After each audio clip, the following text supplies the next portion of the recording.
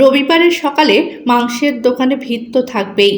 দোকানের সামনে অর্ধচন্দ্রাকারে লোক দাঁড়িয়ে আছে। দূর থেকেই চেঁচিয়ে বললাম, আজিজুল, 500 মাংস দে তাড়াতাড়ি, সামনের ঠ্যাং থেকে দিবি। আমার দিকে না তাকিয়েই উত্তর দিল আজিজুল, কাকু, ঝন্টুর দোকান থেকে 1 কাপ চা আর একটা সিগারেট খেতে থাকুন, আমি রেডি করে দিচ্ছি। অগত্যা চা খেতে খেতেই দেখছিলাম মেশিনের মতন হাত চলছে ওর। শিল্পীর মতো দক্ষ হাতে সমান সাইজের টুকরো বানিয়ে বানিয়ে পাল্লায় চাপাচ্ছিল। দুটো কর্মচারীও এক মুহূর্ত বসার সময় পাচ্ছে না। সিগারেটে শেষ টান দেওয়ার আগেই শাল পাতায় মুড়ে কালো পলিব্যাগে ঝুলিয়ে মাংস রেডি। দাম মিটিয়ে তাড়াতাড়ি নিয়ে বাড়ির দিকে চললাম। চটপট ধোয়াধুয়ি করে কড়াইতে তেল মশলা দিয়ে মাংস চাপিয়ে দিলাম। অন্য একটা বান্নারে ভাতও চাপিয়ে দিলাম। রান্না বান্না তাড়াতাড়ি সেরে স্নান করে পরিষ্কার পরিচ্ছন্ন হয়ে নিতে হবে। 12টার মধ্যেই চলে আসবে বলেছে পরমা। ফেসবুকে পাক্কা 6 মাস প্রেম করার পর আজ একেবারে সামনাসামনি দেখা হবে। এক অদ্ভুত উত্তেজনায় সমস্ত শরীর যেন রোমাঞ্চিত। মনটা মাঝে মাঝেই উড়ু উড়ু হয়ে কল্পনার আকাশে ডানা মেলছে। ছবিতে দেখা সেই টানা টানা চোখ, টিকালো নাক, কোকড়ানো এক ঢাল চুল আর মেটালিক নীল আট করা নখ, সব আজ 2 চোখ ভরে দেখব। এতদিন তো শুধু মেসেঞ্জারে কথা চালাচালি হয়েছে। গলার স্বরটা কেমন তাও তো শুনিনি। তবে ওই রকম ডাক সাইডে সুন্দরী কণ্ঠস্বরও নিশ্চয়ই রাখালিয়া বাঁশির সুরের মতোই মোহময়ী হবে। ভাবাই যাচ্ছে না। রাতের পর রাত জেগে দেখতে থাকা সেই গন্ধর্ব সুন্দরী আজ দিনের আলোয় এই স্বপন কেরানির ঘরে আসবে। বাথরুমে স্নান করতে করতে ভাবছি, ভাগ্যিস শ্বশুরমশাই অসুস্থ হয়ে পড়েছে, তাই তো বাবাকে দেখতে তড়িঘড়ি ছুটল মানুষই। আর দেখো কেমন সমাপতন। ঠিক এমন দিনেই দেখা করতে রাজি হলো পরমা। একেবারে যেন মণিকাঞ্চন যোগ। খোদ ঈশ্বর যেন নিজের হাতে এই দিনটাকে স্বপনের জন্য এত সুন্দর করে সাজিয়ে দিয়েছেন। হিন্দিতে একটা কথা বলে না, উপরওয়ালা জব দেতা হে তো ছপ্পর ফাড় কে দেতা হে। টুং করে একটা মেসেজ ঢুকলো, কি গো, রেডি তো? আমি কিন্তু 12টার মধ্যেই চলে আসবো। বাড়িতে অন্য কেউ নেই তো? আমি লিখে দিলাম, কোনো চিন্তা নেই, তোমার জন্যই অপেক্ষা করছি, চলে এসো। চিনতে পারবে তো? আমি লোকেশন পাঠিয়ে দিচ্ছি। স্নান সেরে একটা নতুন পাজামা আর সিল্কের পাঞ্জাবিটা পরে নিলাম। নীল সবুজে চকরা বকরা এই বাটিক প্রিন্টটা আমার খুব পছন্দ। গত মাসে 1 বৈশাখে মানসী খাদির দোকান থেকে কিনে দিয়েছে। ওর পারফিউমটাও বের করে ভালো করে সারা পাঞ্জাবিতে স্প্রে করে নিলাম। ঘাড়ে বকলেও একটু লাগিয়ে নিলাম। 11:30 বেজে গেছে। ক্রমশ টেনশন বাড়ছে। সকালের সেই খুশির উত্তেজনাটা এখন ধীরে ধীরে বুকের গভীরে একটা আতঙ্কের দলা হয়ে চেপে বসে আছে। মাঝে মাঝে যেন সেখান থেকে সারা শরীরে অ্যাড্রিনালিনের স্রোত ছড়িয়ে পড়ছে, যাকে বলে তরল আতঙ্ক। টেনশন কাটিয়ে একটু সহজ হওয়ার জন্য একটা সিগারেট ধরালাম। বাপরে, পরকিয়া করার এত ঝকমারি। আবার মেসেজ, তোমাদের গলিতে ঢুকে গেছি। কি সরু গলি রে বাবা, এত এদো গলিতে থাকো কি করে? ওর অসন্তোষ কমাতে মেসেজ করলাম, একটু কষ্ট করে এসো সোনা। ভেবো না, তোমাকে নিয়ে আমি সুন্দর একটা ফ্ল্যাট কিনে চলে যাব। সেখানেই হবে আমাদের সোনার সংসার। এসব জায়গায় সত্যিই থাকা যায় না। কি করব বলো, ঠাকুরদা বানিয়ে রেখে গেছে। বলতে বলতে একটু টয়লেটে গেলাম। এই আমার ছোটবেলার বদ অভ্যাস। টেনশন বাড়লেই ঘন ঘন টয়লেট পাবে। চোখে মুখে জলের ঝাপটা দিয়ে বেরোতেই আবার মেসেজ, দরজা খোলো, আমি দাঁড়িয়ে আছি। আবার ধক করে উঠল বুকটা। গুটি গুটি পায়ে এগিয়ে গেলাম। কাঁপা কাঁপা হাতে দরজা খুলতেই মে মাসের ঠাটা পড়া গরমেও যেন এক ঝলক ঠান্ডা হাওয়া ঘরে ঢুকে এলো। ব্লু ডেনিম আর ব্ল্যাক টি শার্ট পরে সামনে দাঁড়িয়ে আছে পরমা। একটা সাদা ওড়না দিয়ে মুখটা ঢাকা, শুধু সানগ্লাসের কালো কাঁচ দুটো দেখা যাচ্ছে। কি দুরন্ত স্মার্ট লাগছে পরমাকে। ফেসবুকেও মাঝে মাঝে এই ড্রেসে দেখেছি, তাই চিনতে অসুবিধা হলো না। এই গরমে মুখটা ঢেকে ভালোই করেছে, নইলে কাঁচা সোনার মতো রং পুড়ে ঝামা হয়ে যেত। বেশ আবেগের স্বরে বললাম, শেষ পর্যন্ত আমার ডাকে ধরা দিলে পরমা। বলেই ওর হাতটা ধরে ভেতরে ঢুকিয়ে নিয়ে দরজাটা বন্ধ করে দিলাম। ভেতরে ঢুকেই পরমা বলল, স্বপন, তোমাদের ওয়াশরুমটা কোন দিকে, তাড়াতাড়ি বলো তো। আমি ওকে বাথরুমটা দেখিয়ে দিয়ে বললাম, বেবি, টয়লেট থেকে বেরিয়ে তুমি ওই ডান দিকের ঘরটায় বসো, ওটাই আমাদের বেডরুম। আমি ততক্ষণে তোমার জন্য একটু শরবত বানিয়ে আনি, খুব গরম পড়েছে আজ। আসতে তোমার নিশ্চয়ই খুব কষ্ট হয়েছে। পরমা ঢুকে যেতেই আমি কিচেনের দিকে পা বাড়ালাম। হঠাৎ দরজায় ঠক ঠক আওয়াজ শুনে চমকে উঠলাম। এখন আবার কে এলো রে বাবা? দরজা না খুলে চুপ করে দাঁড়িয়ে রইলাম। আবার ঠক ঠক, আবার আবার। এবার আমি সত্যি ভয় পেয়ে গেলাম। কোনো রকমে নিজেকে সামলে আস্তে করে দরজা খুলতেই আমার আত্মারাম খাঁচা ছাড়া হবার উপক্রম। সামনে দুজন পুলিশ অফিসার দাঁড়িয়ে আছে, তাদের একজন আবার মহিলা পুলিশ, কোমরে রিভলভার, হাতে তৈলাক্ত লাঠি, মাথায় টুপি, চোখে সানগ্লাস, মুখে মাস্ক। গরম হাওয়া থেকে বাঁচতে বোধহয় মাস্ক পরেছে। পুলিশ দেখে আমার তো মাথাটা বো বো করে ঘুরতে লাগলো, হাত পা কাঁপা শুরু হলো, বুকের ভেতরে যেন হাতুড়ি পিটছে। মনে মনে ঠাকুরকে বললাম, হে ভগবান, সারা জীবন সৎ থেকে এই একবার মাত্র ছোটোখাটো একটা করলাম, তাতেই তুমি এত বড় শাস্তি দিচ্ছ। কত লোক যে কত কিছু করে বেড়াচ্ছে, তাদের দিকে তো তোমার নজর পড়ে না।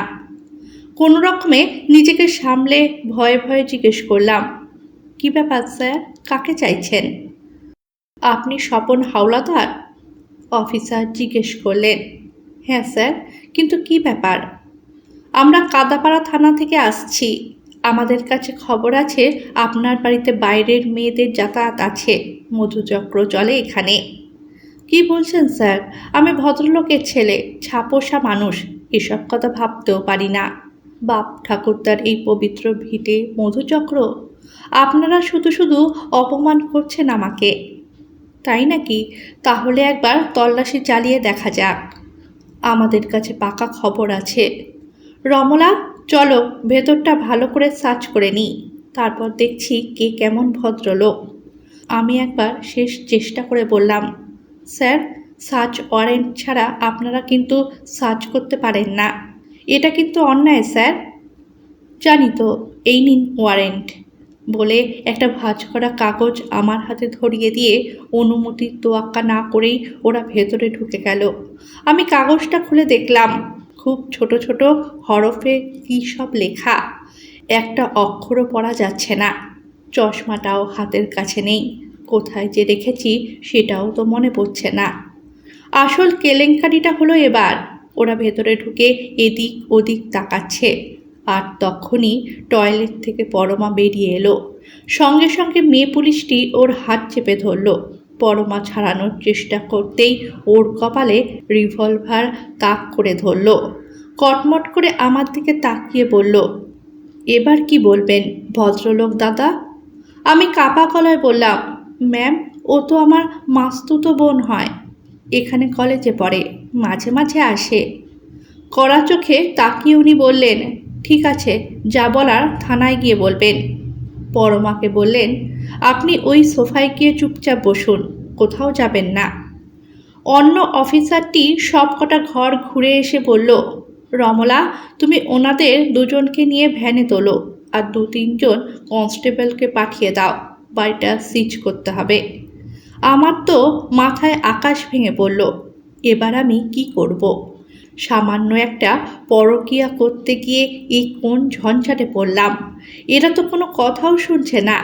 বাবার ছবিটার দিকে তাকিয়ে মন থেকে বললাম, বাবা, তোমার সম্মান আমি রাখতে পারলাম না, আমাকে ক্ষমা করো, আর এবারের মতো উদ্ধার করে দাও।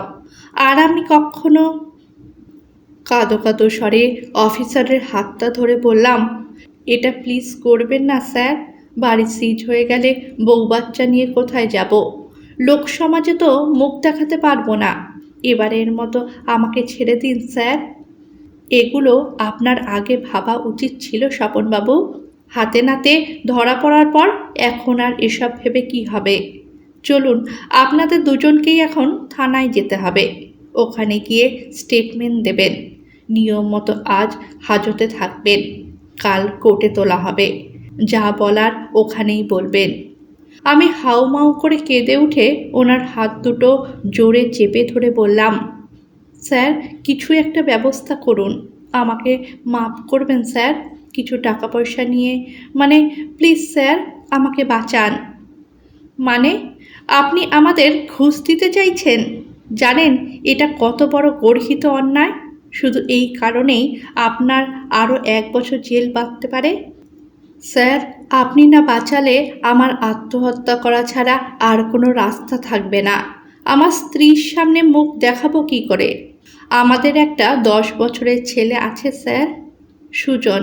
ওর ভবিষ্যৎটা একদম বরবাদ হয়ে যাবে। কই তাদের তো দেখতে পেলাম না।